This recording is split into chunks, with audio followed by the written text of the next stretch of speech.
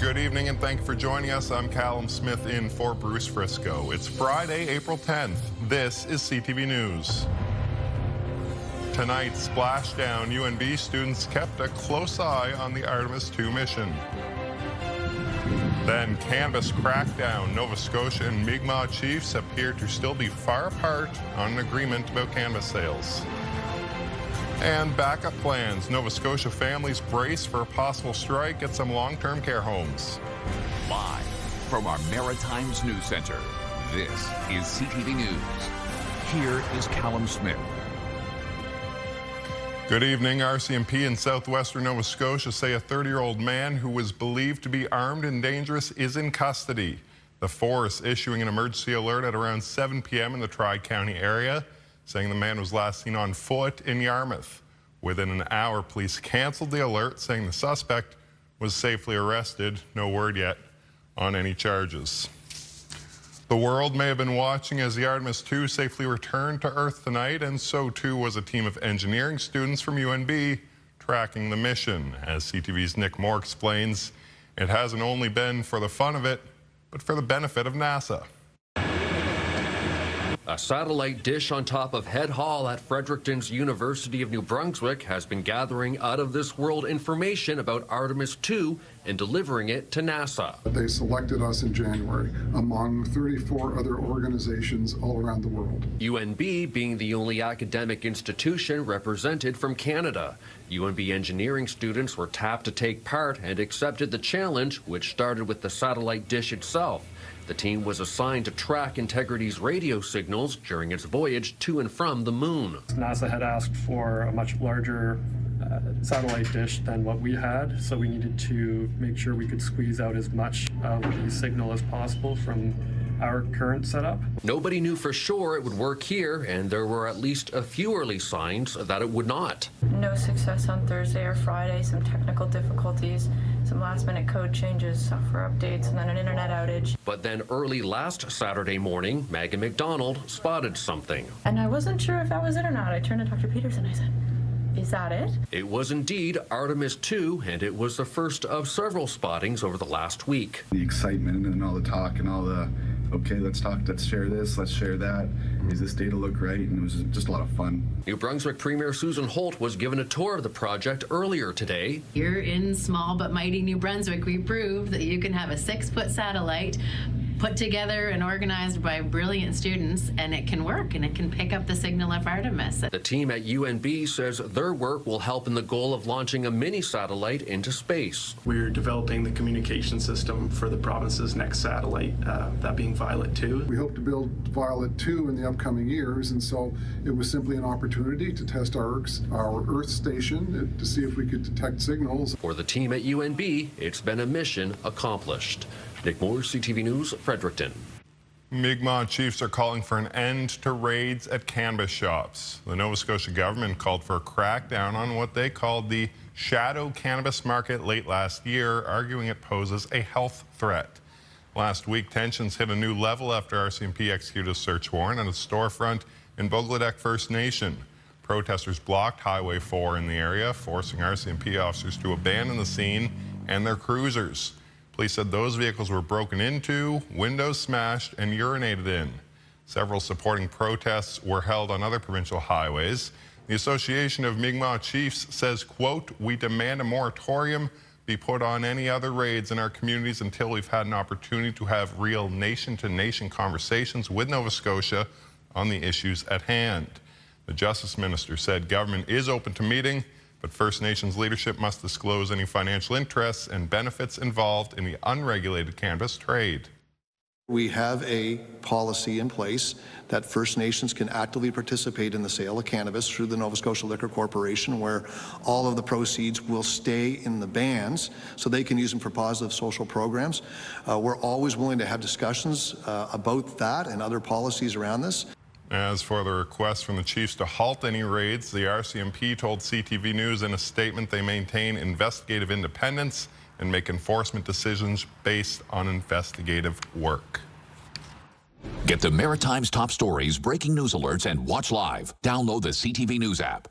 Well, families with loved ones in Nova Scotia long-term care homes are making plans in the event of a workers' strike. Unless a deal is reached this weekend, staff at nearly 24 nursing homes across the province will be on the picket line Monday morning. CTV's Vanessa Wright explains. St. Vincent Nursing Home in Halifax is where John Hutton's grandmother, Leola, has called home for 2 years. But the support she receives could soon be reduced. Everyone gets old. Everyone wants to make sure that when they get old, they will have the support they need, and when their family members get older and have advanced care needs, that they will have that support. Long-term care workers at 22 nursing homes in the province have given notice that they will strike on Monday, with more homes expected to follow suit. People are living paycheck to paycheck. Some people are, forced to live out of their car because they can't afford rent. The union representing workers says negotiations with government over wages has pushed them into a corner. We do the job because we care. We're not in it for the money because there is no money to be made. Hutton says he understands why workers are going on strike after previously working at a nursing home himself. I saw what was going on in our seniors care system, and that was more than a decade ago, and it changed me for life. You have burnt out, overworked, stressed out nurses, PCWs, LPNs doing the absolute best they can with very limited resources. The province says they've put forth a strong competitive package for employees in the sector and that it matches deals they've reached with other long-term care workers. The 22 nursing homes are spread throughout the province. If the strike does proceed, more than 2,000 workers will hit the picket lines first thing Monday morning. Vanessa Wright, CTV News, Halifax. Prince Edward Island is announcing the hiring of nurse practitioners on Monday. As CTV's Stephanie Seacos reports, provinces are seeing the profession as key to curing the healthcare crisis, a big topic of conversation as they gather in Halifax. Whether they're a veteran nurse practitioner or just starting out. So I'll be graduating on May 12th from the UPEI Nurse Practitioner Program. The National Nurse Practitioner Conference offers the chance to learn, share, and grow. Not only is it an opportunity for professional development, continuing competency, but it's an opportunity for nurse practitioners to gather from across the country to share in what's happening in their own jurisdictions, but also to, come together as professionals who understand who we are and the work that we do. For the first time, the conference is being held in Halifax. We have approximately, I think, a little over 450 nurse practitioners present coming from Nova Scotia, but then I think we have representation from all the provinces and the territories as well. It's one of the fastest growing health professions in the country at a time when there is so much strain on the system. Certainly primary care has been a big focus because we know that there are some 6 million Canadians without a primary care provider. But we also see nurse practitioners really very much integrated into acute care and specialty practice settings. One of the big topics being discussed this year, AI in healthcare. We want to know, how do you implement that safely? And so we look at being able to have an AI scribe when you're taking a patient history. What kind of real technology should we be using? What is considered vetted and what is safe? What is costly and not going to be putting an extra burden onto patients and their families? Offering lessons for the nurse practitioners to take with them. I think it's super important to, connect with your colleagues and those in your profession and really learn how nurse practitioners are changing healthcare across the country. The National Nurse Practitioner Conference continues Saturday. Stephanie Seacos, CTV News, Halifax. Well, tonight was a night of East Coast music and a mock casino, all to support a good cause.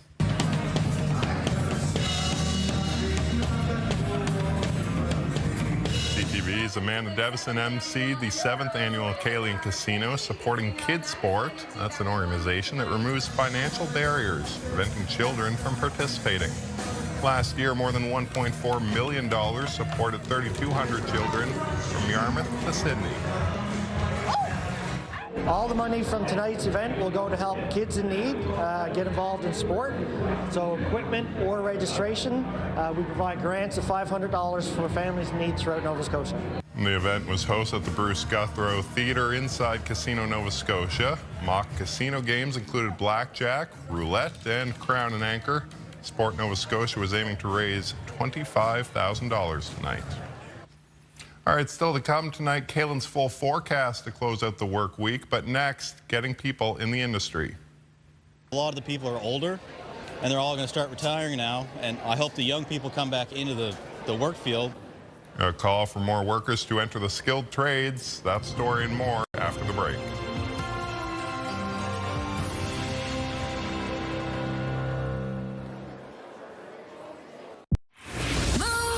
Mornings with Aaron and Peter. 60 seconds, 10 questions. If you can pull that off, you're going to win $1,000. Join us every weekday at 7 a.m. for the $1,000 Minute.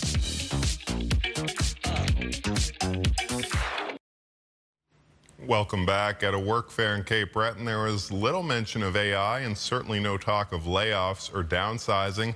In fact, it was just the opposite as industry put on a show to urge more people to get into the skilled trades. Here's CTV's Ryan McDonald. Hundreds of students came to the Nova Scotia Community College Sydney Waterfront campus today for a hands-on look at potential careers in skilled trades. I'd like to run my own business, but currently I work for Lindsay's Construction. Cordell Robichaud of Porters Lake, Nova Scotia, is already in the workforce as a carpenter. At 23 years old, he is already witnessing the need for more young people like him in his line of work. In my field anyways, a lot of the people are older, and they're all going to start retiring now, and I hope the young people come back into the work field in order so that knowledge doesn't get lost. Beth Hill is an apprenticeship team lead with Irving Shipbuilding. She says while they don't have a shortage of skilled workers right now, they often are in need of them, and to find them, they typically have to put the word out. We usually work alongside NSCC and some community partners to try and make sure that people know about the opportunities for skilled trades and know what kind of careers they can have. Organizers of the Career Showcase here today say that industries are in a time of transition, not only locally, but nationally and worldwide. Infrastructure is going to need to be replaced because it was probably built in the 70s and the 60s, and so that requires more. We're in a housing shortage, that's well known, so that needs more. The event that was held here today at the Sydney Waterfront campus wasn't the only one. In fact, it wrapped up 5 weeks worth of competitions and demonstrations like this held at 39 contest locations across the province. And while this may have been simply a surface level introduction to the skilled trades, the hope is to speed up the process of engaging the next generation and eventually hiring some of them. Ryan McDonald, CTV News, Sydney. Okay, it's time now for a quick break. When we return, your complete maritime weather forecast. A nice look there at the McDonald Bridge this evening. Stay with us. We'll be right back.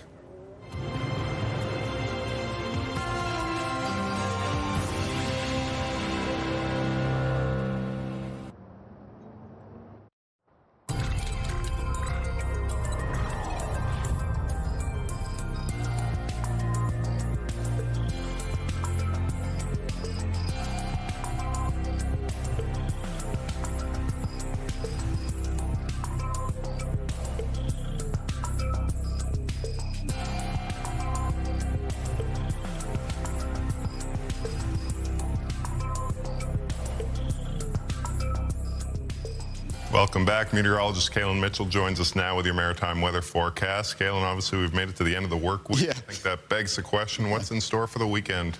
Well, we do have some April rain and some showers that are coming in tonight and into the start of the weekend for the Maritimes, but it's not all wet weather in that weekend forecast. We've got some sunshine expected on Sunday. Taking a look at our weather systems map, there's the cold front, little low pressure system that's going to be moving up and along it as well.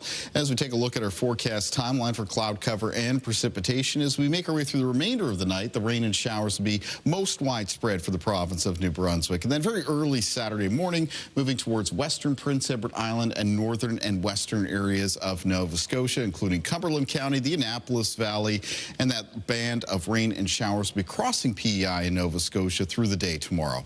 Now, in behind it, there will be some isolated showers or even a few flurries. The highest chance of a couple of flurries will be in northern areas of New Brunswick, where temperatures will end up being a little bit cooler. As far as overall rainfall amounts go, many parts of the Maritimes will be picking up a few to several millimeters of rain, but there's a chance of some pockets in New Brunswick as high as 10 to 20 millimeters. Still, none of these rainfall amounts should be causing us any issues in the region.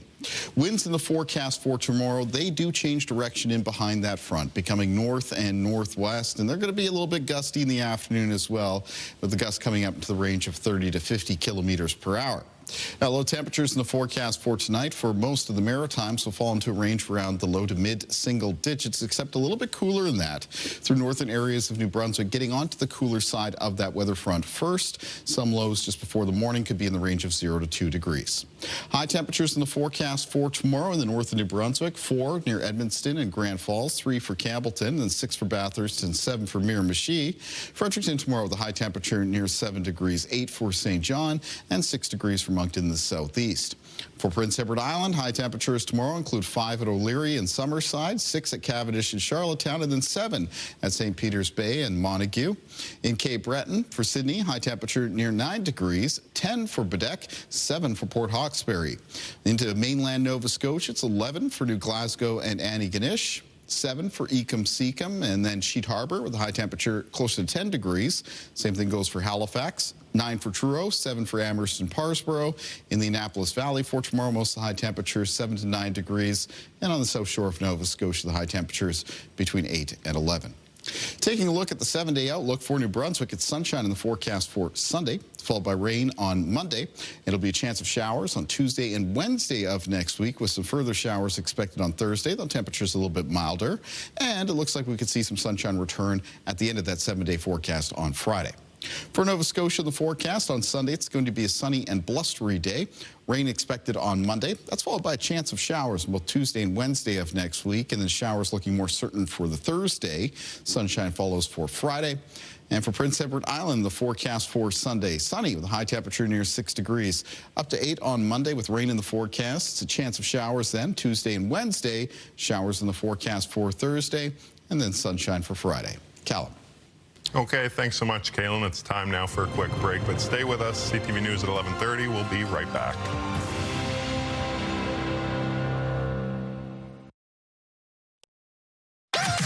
The #1 morning show in Halifax. Turk, Megan, and Amateur Alex. And home to the biggest artists. Halifax's #1 hit music station. 101.3 Virgin Radio. Welcome back. Spiritual leaders in Nova Scotia have noticed a shift lately among younger generations.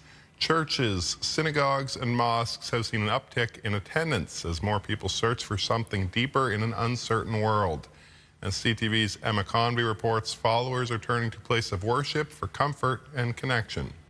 Rising attendance is filling more than pews, driving this church to grow beyond its walls. Pastor Greg Nicholson at the Halifax Christian Church says the process started back in 2019 when their 2 services weren't enough. They've since added 3, but still the demand has inspired a new build. This new space is double what our existing worship area was. And then we still have the basement, which is doubling the size of our children's ministry as well. Young adults are one age group where numbers have exploded here. They've added many programs to help meet the needs. This pastor says there are countless reasons this group is exploring faith now. They're frustrated at what they see going on in the world, and they're wanting to have meaning and purpose in their lives, and they're not finding it through social media, so they're finding it through coming together in worship with other young adults. This prayer hall at Ummah Masjid is always full on Fridays during prayers led by the imam. They've expanded to 2 back-to-back prayers because of the growth. Their youth population, too, has spiked in the last couple of years. This Ramadan, number of youth that we have never seen before.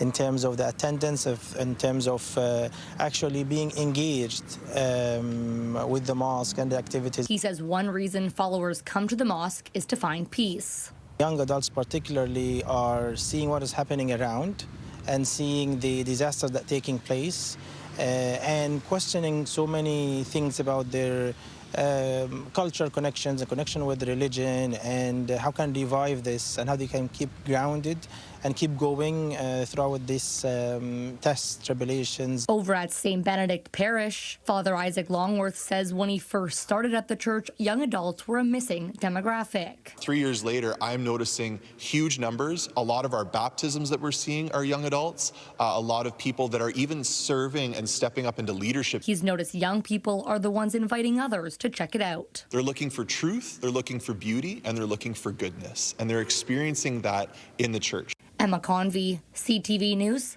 Halifax. Okay, it's time now for one last break. Coming up, though, a Nova Scotia restaurant is serving up more than your average slice of pizza. That story is coming up. But first, your wake-up weather. A live look at the Armdale Roundabout in Halifax right now. 6 degrees. It's Kaylin Mitchell with what you need to know in the morning when we come back.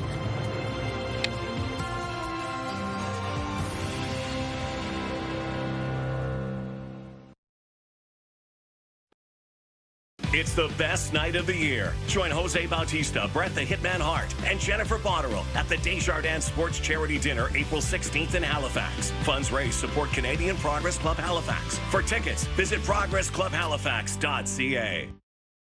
It's time now for a quick look at tomorrow's wake-up weather. Kaylin, what's in store for the Saturday? Well, a little bit of wet weather to get the weekend started. We'll have some rain and some showers moving out of New Brunswick into Prince Edward Island and Nova Scotia. Again, for the most part, this is like a light to moderate rain around the region. And behind it, there will be a chance of a shower or flurry through the remainder of the day on Saturday. But a good deal of clearing expected Saturday night into Sunday. Sunday looking very sunny for the region as an area of high pressure moves in. Callum. Thanks for that, Kaylin. Finally for us tonight, a popular pizza restaurant in Windsor, Nova Scotia is now the place to go for a slice and some discounted grocery store items. As CTV's Jonathan McGinnis shows us, the owners want to give back to the community at a time when food prices are at an all-time high.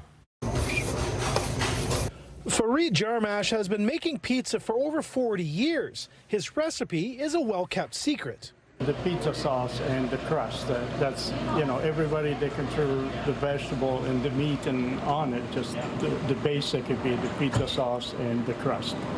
Fareed has been running Fred's Pizza along with his son Tony for the last 13 years.